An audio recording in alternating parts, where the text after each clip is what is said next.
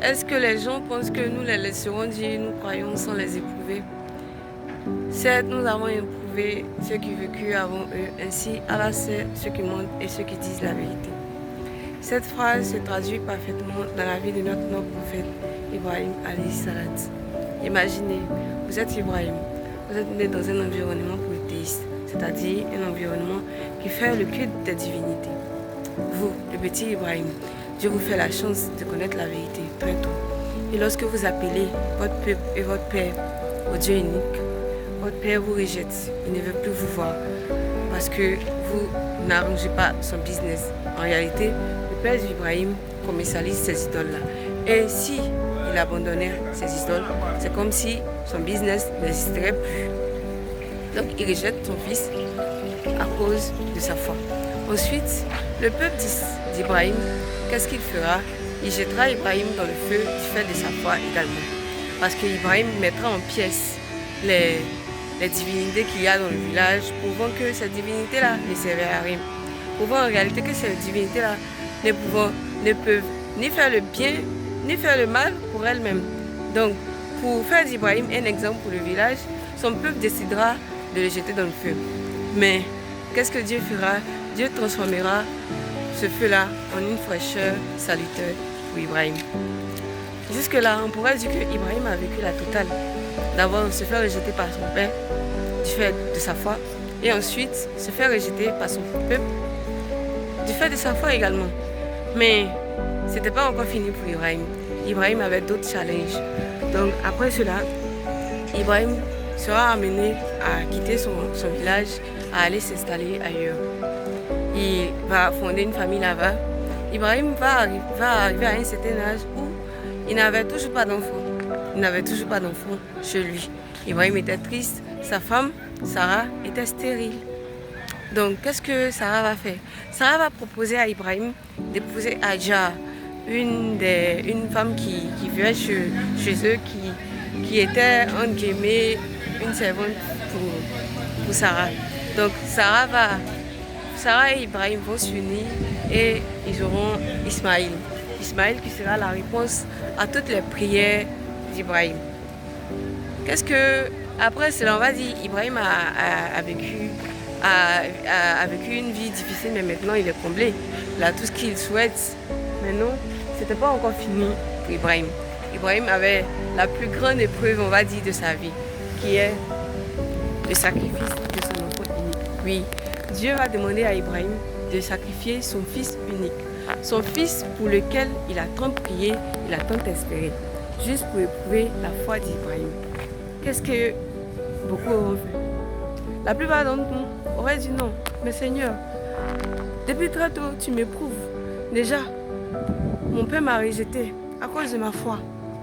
Mon peuple m'a jeté dans le feu à cause de ma foi. Je me suis fait très vieux avant d'avoir un enfant. Et ce fils que tu viens de me donner là, tu me demandes de le tuer encore. Tu me demandes de faire le mal que mon papa a failli me faire en fait. Ibrahim aurait pu dire ça. Mais non. Ibrahim. Donc, beaucoup auraient refusé. Beaucoup auraient abandonné. Souvent pour des sacrifices pécuniaires, nous râlons. Moi, je suis dedans. Souvent pour donner de quelque chose, quelques pièces, quelques billets, c'est pas facile pour nous. Donc imagine, pour un sacrifice humain, c'est pas évident. Mais c'était pas le cas d'Ibrahim. Ibrahim avait une confiance ferme en son rab. Ibrahim connaissait son rab. Ibrahim savait que son rab, Allah, n'invitait jamais au mal.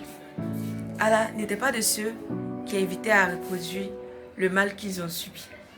Et Allah aussi connaissait Ibrahim. Allah connaissait le cœur d'Ibrahim. Ne dit-on pas que Allah sait ce que nous cachons dans les poitrines? Allah savait que Ibrahim était un père tendre. Ibrahim n'aurait jamais pu supporter de faire du mal à sa progéniture.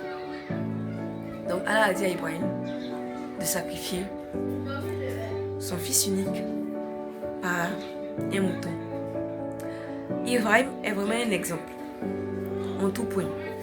Souvent, l'être humain peut être confronté au mal qu'il a subi.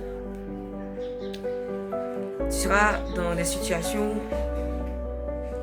tu seras confronté au mal qu'on t'a fait subir. Et Allah, quand il te met dans ce genre de situation, c'est pas parce qu'il te déteste. C'est pas non plus parce qu'il veut te dire va faire le mal, va reproduire ce qu'on t'a fait là aux autres. Non. Allah veut te tester.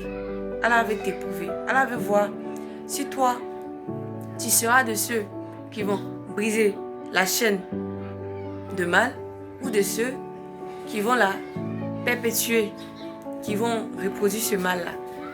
Le mal qui t'a tant fait souffrir, pour lequel tu as peut-être tant maudit la personne qui t'a infligé ce mal-là, Allah va te mettre devant ce même mal-là et va voir qu'est-ce que toi tu vas faire. Si tu vas changer les choses ou si tu vas continuer dans ça. Donc Ibrahim a été mis dans la même situation que quand il était enfant avec son père. Son père qui l'avait menacé de le lapider s'il n'arrêtait pas de lui parler d'un Dieu unique. Ibrahim, Allah l'a mis dans la condition de est-ce que tu peux sacrifier ton fils pour moi? Allah a vu dans le cœur d'Ibrahim qu'Ibrahim n'était pas de ceux qui font le mal aux autres, qui reproduisent le mal aux autres. Et Allah a remplacé l'ordre qu'il avait donné, à savoir de tuer son fils unique. Allah lui a dit, remplace ton fils par le mouton là. Donc, peu importe ce que tu traverses en ce moment, sache que Allah a une solution pour toi. Si tu places ta confiance en lui, si tu lui demandes sincèrement. Sache aussi une chose très importante. Allah n'invite jamais au mal. Allah ne va jamais te pousser à aller faire du mal à qui que ce soit. Jamais. Il a dit dans le Coran, votre Seigneur n'invite jamais au mal. Shaitan, lui, il invite à l'indécence. Donc, bonne fête de l'Aïd el-Kébi.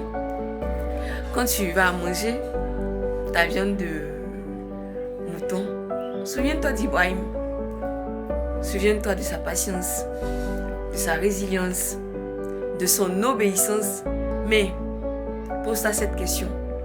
Qu'est-ce que tu pourrais être capable de sacrifier pour ton Créateur? Merci. Bonne soirée.